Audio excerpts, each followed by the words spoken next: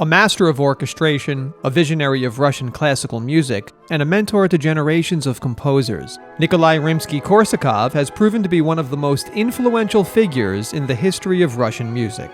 His vibrant compositions, known for their lush orchestration and vivid storytelling, have left a lasting mark on classical music and continue to captivate audiences worldwide.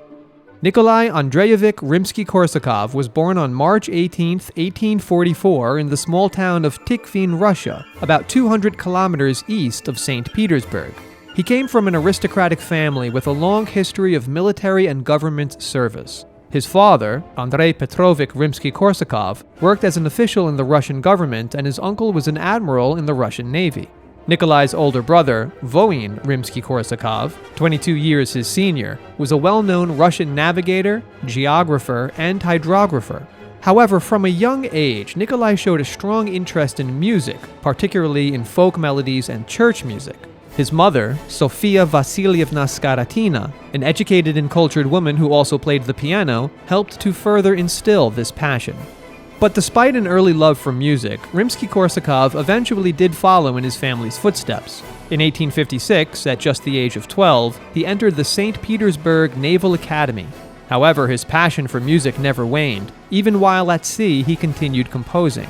In the early 1860s, he met Mily Balakirev, a key figure in Russian classical music, who agreed to take him on as a student. Under Balakirev's mentorship, Rimsky-Korsakov began serious musical training, learning composition and orchestration.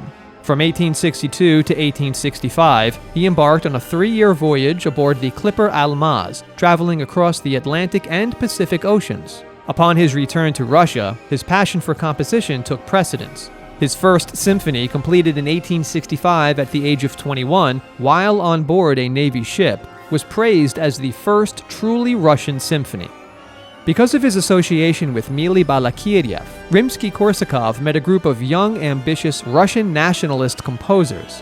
Alongside Modest Mussorgsky, Alexander Borodin, and César Cui, he became a key member of the Mighty Handful, or the Five, a group led by Balakirev himself.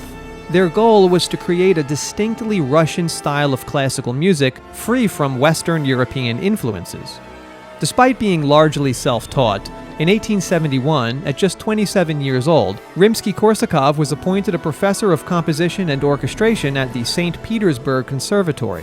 This was a surprising choice by the conservatory, considering how little formal training he had at this point. However, he worked tirelessly to educate himself, studying Western harmony and counterpoint in an effort to continually refine his compositions and strengthen his understanding of music theory. And through this rigorous study, Rimsky-Korsakov became a master of orchestration. Over time, he also became an influential teacher, mentoring some of the greatest Russian composers, such as Igor Stravinsky and Sergei Prokofiev, helping to shape the future of Russian music. In fact, his textbook on orchestration remains an invaluable resource for composers to this day. Rimsky-Korsakov is best known for his brilliant use of color and themes, blending folk melodies with dazzling instrumental work. His 1888 masterpiece, Scheherazade, is a symphonic suite inspired by the tales of 1001 Nights. Among his most celebrated compositions, Scheherazade features dazzling orchestration and exotic melodies that vividly paint scenes of adventure, romance, and mystery. Flight of the Bumblebee, from his opera The Tale of Tsar Saltan, is a dazzling display of musical agility. It remains one of the most recognizable pieces in classical music today.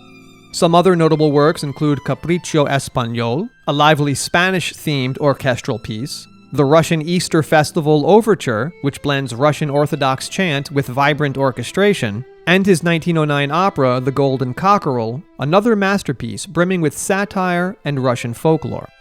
Rimsky-Korsakov's influence extended far beyond his own works. In his later years, his tireless editing and completion of unfinished works by his contemporaries, including Mussorgsky's Boris Godunov, helped to further solidify his enduring legacy. However, in 1905, his outspoken criticism of the Russian government's suppression of student protests led to his dismissal from the conservatory. The protests were sparked by widespread dissatisfaction with the Tsarist regime and calls for greater academic freedom and political reform. Students and faculty alike demonstrated against government censorship and the dismissal of liberal professors. Rimsky-Korsakov openly supported their cause, publishing articles condemning the police's brutal crackdown on protesters. His defiance cost him his position, but his students and fellow musicians rallied behind him, eventually securing his reinstatement. On June 21, 1908, Nikolai Rimsky-Korsakov passed away at the age of 64 due to angina. Throughout his life, Rimsky-Korsakov experienced periods of poor health, particularly in his later years, suffering from heart-related issues and fatigue, which likely contributed to his condition. His funeral was held in St. Petersburg and attended by numerous students, colleagues, and admirers. His burial at the Tikhvin Cemetery in the Alexander Nevsky Monastery marked the final resting place of one of Russia's greatest composers.